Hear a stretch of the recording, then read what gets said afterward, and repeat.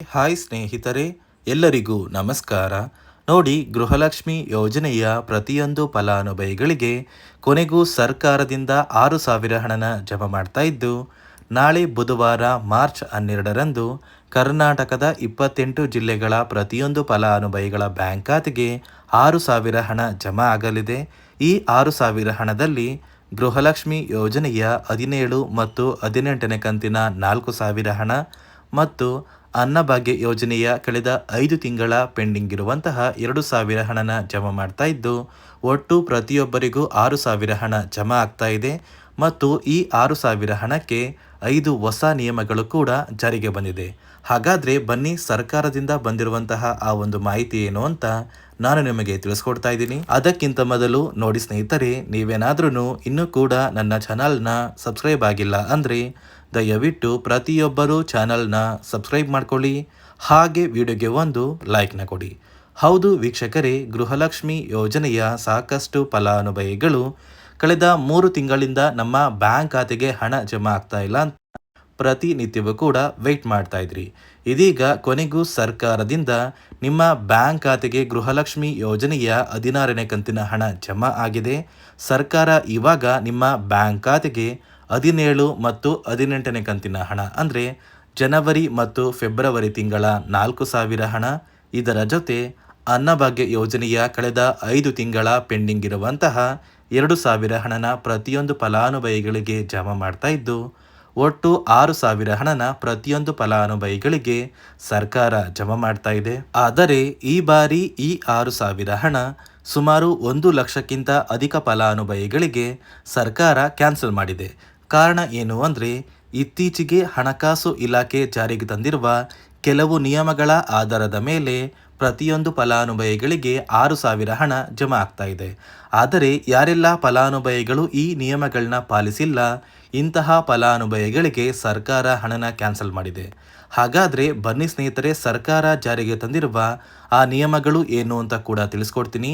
ಅದಕ್ಕಿಂತ ಮೊದಲು ನಿಮ್ಮ ಬ್ಯಾಂಕ್ ಖಾತೆಗೆ ನಾಳೆ ಬುಧವಾರ ಮಾರ್ಚ್ 12ರಂದು ಯಾವ ಜಿಲ್ಲೆಗಳಿಗೆ ಸರ್ಕಾರ ಈ 6,000 ಹಣನ ಜಮಾ ಮಾಡ್ತಾ ಇದೆ ಅಂದರೆ, ಮೊದಲಿಗೆ ಬೆಂಗಳೂರು ನಗರ, ಬೆಂಗಳೂರು ಗ್ರಾಮಾಂತರ, ರಾಮನಗರ, ಚಿಕ್ಕಬಳ್ಳಾಪುರ, ಚಿತ್ರದುರ್ಗ, ದಾವಣಗೆರೆ, ಕೋಲಾರ, ಶಿವಮೊಗ್ಗ, ತುಮಕೂರು, ಬಳ್ಳಾರಿ, ಬೀದರ್, ಕಲಬುರಗಿ, ಕೊಪ್ಪಳ, ರಾಯಚೂರು, ಯಾದಗಿರಿ, ವಿಜಯನಗರ, ಬಾಗಲಕೋಟೆ, ಬೆಳಗಾವಿ, ವಿಜಯಪುರ, ಧಾರವಾಡ, ಗದಗ, ಹಾವೇರಿ, ಉತ್ತರ ಕನ್ನಡ, ಚಾಮರಾಜನಗರ, ಚಿಕ್ಕಮಗಳೂರು, ದಕ್ಷಿಣ ಕನ್ನಡ, ಹಾಸನ, ಕೊಡಗು, ಮಂಡ್ಯ, ಮೈಸೂರು ಮತ್ತು ಉಡುಪಿ.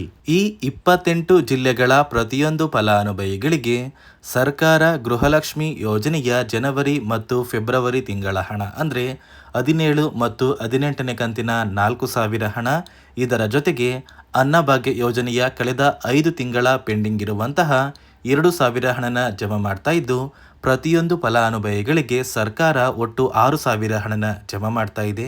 ನಿಮ್ಮ ಬ್ಯಾಂಕ್ ಖಾತೆಗೆ ಗೃಹಲಕ್ಷ್ಮಿ ಯೋಜನೆಯ 16ನೇ ಕಂತಿನ ಹಣ ಜಮಾ ಆಗಿದ್ರೆ ಸರ್ಕಾರದಿಂದ ಗೃಹಲಕ್ಷ್ಮಿ ಯೋಜನೆಯ 17 ಮತ್ತು 18ನೇ ಕಂತಿನ 4,000 ಹಣ ಜಮಾ ಆಗುತ್ತೆ.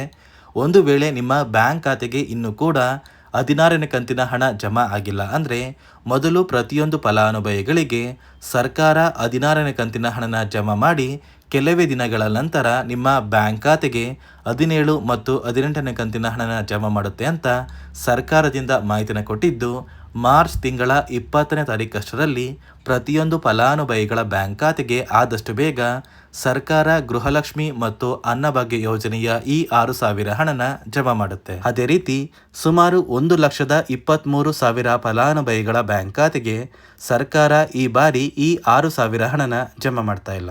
ಸರ್ಕಾರ ಗೃಹಲಕ್ಷ್ಮಿ ಯೋಜನೆಯ 16ನೇ ಕಂತಿನ ಹಣಕ್ಕಾಗಿ ಪ್ರತಿಯೊಂದು ಫಲಾನುಭವಿಗಳ ಒಂದು ದಾಖಲಾತಿಗಳನ್ನ ಮರು ಪರಿಶೀಲನೆ ಮಾಡುವಂತಹ ಸಂದರ್ಭದಲ್ಲಿ ಸಾಕಷ್ಟು ಫಲಾನುಭವಿಗಳಿಗೆ ಸರ್ಕಾರ ಇತ್ತೀಚೆಗೆ ಜಾರಿಗೆ ತಂದಿರುವ 5 ಹೊಸ ನಿಯಮದ ಆಧಾರದ ಮೇಲೆ ಅವರ ಬ್ಯಾಂಕ್ ಖಾತೆಗೆ ಯಾವುದೇ ರೀತಿಯ ಗೃಹಲಕ್ಷ್ಮಿ ಯೋಜನೆಯ ಹಣನ ಜಮಾ ಮಾಡೋದಕ್ಕೆ ಆಗೋದಿಲ್ಲ ಅಂತ ತಿಳಿದು ಬಂದಿದ್ದು, ಸುಮಾರು 1,23,000 ಫಲಾನುಭವಿಗಳ ಒಂದು ಗೃಹಲಕ್ಷ್ಮಿ ಯೋಜನೆಯ ಹಣ ಸರ್ಕಾರ ಕ್ಯಾನ್ಸಲ್ ಮಾಡಿದೆ.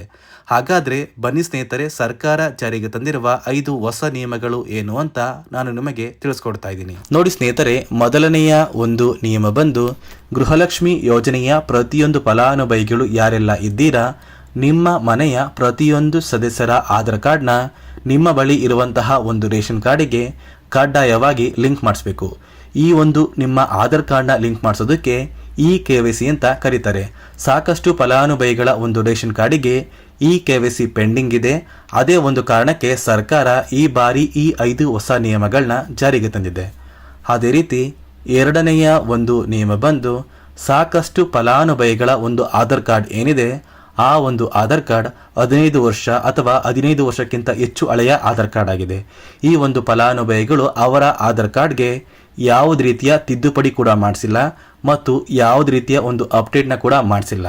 ಅದೇ ಒಂದು ಕಾರಣಕ್ಕೆ ನಿಮ್ಮ ಆಧಾರ್ ಕಾರ್ಡ್ನ ನೀವು ತಿದ್ದುಪಡಿ ಮಾಡಿಸಿಲ್ಲ ಅಂದರೆ ನಿಮ್ಮ ಬ್ಯಾಂಕ್ ಖಾತೆಗೆ 2,000 ಹಣ ಜಮಾ ಆಗ್ತಾ ಇಲ್ಲ. ಮತ್ತೆ ಸ್ನೇಹಿತರೆ, ಸರ್ಕಾರ 16ನೇ ಕಂತಿನ ಹಣನ ಜಮಾ ಮಾಡುವ ಮುಂಚೆ ಪ್ರತಿಯೊಂದು ಫಲಾನುಭವಿಗಳ ಒಂದು ದಾಖಲಾತಿಗಳನ್ನ ಮರುಪರಿಶೀಲನೆ ಮಾಡಿದ್ದಾರೆ. ಈ ಒಂದು ಸಂದರ್ಭದಲ್ಲಿ ಫಲಾನುಭವಿಗಳು ಸರ್ಕಾರಕ್ಕೆ ತೆರಿಗೆನ ಕಟ್ತಾ ಇರೋದು ತಿಳಿದು ಬಂದಿದೆ. ಅದೇ ರೀತಿ 4ನೆಯ ಒಂದು ನಿಯಮ ಬಂದು ಸರ್ಕಾರದಿಂದ ಬರುವಂತಹ ಒಂದು ರೇಷನ್ನ ಕಳೆದ 3 ತಿಂಗಳಿಂದ ನೀವು ಪಡ್ಕೊಂಡಿಲ್ಲ ಅಂದರೆ ನಿಮ್ಮ ಬ್ಯಾಂಕ್ ಖಾತೆಗೆ ಗೃಹಲಕ್ಷ್ಮಿ ಯೋಜನೆಯ ಹಣ ಜಮಾ ಆಗೋದಿಲ್ಲ. ಮತ್ತೆ ಸ್ನೇಹಿತರೆ, 5ನೆಯ ಒಂದು ನಿಯಮ ಬಂದು ನಿಮ್ಮ ಒಂದು ವಾರ್ಷಿಕ ಆದಾಯ 7 ಲಕ್ಷಕ್ಕಿಂತ ಕಡಿಮೆ ಇರಬೇಕು. ಒಂದು ವೇಳೆ ವಾರ್ಷಿಕ ಆದಾಯ 7 ಲಕ್ಷಕ್ಕಿಂತ ಜಾಸ್ತಿ ಇದ್ದರೆ ನಿಮ್ಮ ಬ್ಯಾಂಕ್ ಖಾತೆಗೆ ಗೃಹಲಕ್ಷ್ಮಿ ಯೋಜನೆಯ ಹಣ ಬರೋದಿಲ್ಲ. ಈ 5 ನಿಯಮದ ಆಧಾರದ ಮೇಲೆ ಪ್ರತಿಯೊಂದು ಫಲಾನುಭವಿಗಳಿಗೂ ಹಣ ಜಮಾ ಆಗ್ತಾ ಇದೆ. ನೋಡಿ ಸ್ನೇಹಿತರೆ, ನಾಳೆ ಬುಧವಾರ ಮಾರ್ಚ್ 12ರಂದು ಕರ್ನಾಟಕದ 28 ಜಿಲ್ಲೆಗಳ ಪ್ರತಿಯೊಂದು ಫಲಾನುಭವಿಗಳಿಗೆ ಸರ್ಕಾರ ಗೃಹಲಕ್ಷ್ಮಿ ಮತ್ತು ಅನ್ನಭಾಗ್ಯ ಯೋಜನೆಯ 6,000 ಹಣನ ಜಮಾ ಮಾಡ್ತಾ ಇದೆ. ನಿಮ್ಮ ಬ್ಯಾಂಕ್ ಖಾತೆಗೆ ನೀವು 6,000 ಹಣನ ಪಡ್ಕೋಬೇಕು ಅಂದರೆ ಇಲ್ಲಿಯವರೆಗೂ ಸರ್ಕಾರದಿಂದ ಜಮಾ ಆಗಿರುವಂತಹ ಒಟ್ಟು ಗೃಹಲಕ್ಷ್ಮಿ ಯೋಜನೆಯ 15 ಕಂತಿನ ಹಣನ ನಿಮ್ಮ ಬ್ಯಾಂಕ್ ಖಾತೆಗೆ ನೀವು ಪಡ್ಕೊಂಡಿದ್ರೆ ಸರ್ಕಾರ 16, 17 ಮತ್ತು 18ನೇ ಕಂತಿನ 6,000 ಹಣದ ಜೊತೆಗೆ ಅನ್ನಭಾಗ್ಯ ಯೋಜನೆಯ ಕಳೆದ 5 ತಿಂಗಳ ಪೆಂಡಿಂಗ್ ಇರುವಂತಹ 2,000 ಹಣನ ಕೂಡ ಜಮಾ ಮಾಡುತ್ತೆ. ಈಗಾಗಲೇ ಸಾಕಷ್ಟು ಫಲಾನುಭವಿಗಳು ಅವರ ಬ್ಯಾಂಕ್ ಖಾತೆಗೆ 16ನೇ ಕಂತಿನ ಹಣನ ಪಡ್ಕೊಂಡಿದ್ದೀರಾ. ಇಂತಹ ಪ್ರತಿಯೊಂದು ಫಲಾನುಭವಿಗಳ ಬ್ಯಾಂಕ್ ಖಾತೆಗೆ 17 ಮತ್ತು 18ನೇ ಕಂತಿನ ಹಣ ಕೆಲವೇ ದಿನಗಳಲ್ಲಿ ಜಮಾ ಆಗುತ್ತೆ. ಒಂದು ವೇಳೆ ನಿಮ್ಮ ಬ್ಯಾಂಕ್ ಖಾತೆಗೆ ಗೃಹಲಕ್ಷ್ಮಿ ಯೋಜನೆಯ ಹಣ ಪೆಂಡಿಂಗ್ ಇದ್ದರೆ ಸರ್ಕಾರದಿಂದ ಯಾವುದೇ ರೀತಿಯ ಒಂದು ಹಣ ಜಮಾ ಮಾಡೋದಿಲ್ಲ. ಆದಷ್ಟು ಬೇಗ ನೀವು ನಿಮ್ಮ ಊರಿಗೆ ಹತ್ತಿರವಿರುವ ಮಹಿಳಾ ಮತ್ತು ಮಕ್ಕಳ ಅಭಿವೃದ್ಧಿ ಇಲಾಖೆಗೆ ಭೇಟಿ ನೀಡಿ ಯಾವ ಕಾರಣಕ್ಕೆ ಪೆಂಡಿಂಗ್ ಹಣ ಜಮಾ ಆಗಿಲ್ಲ ಅಂತ ತಿಳ್ಕೊಳ್ಳಿ.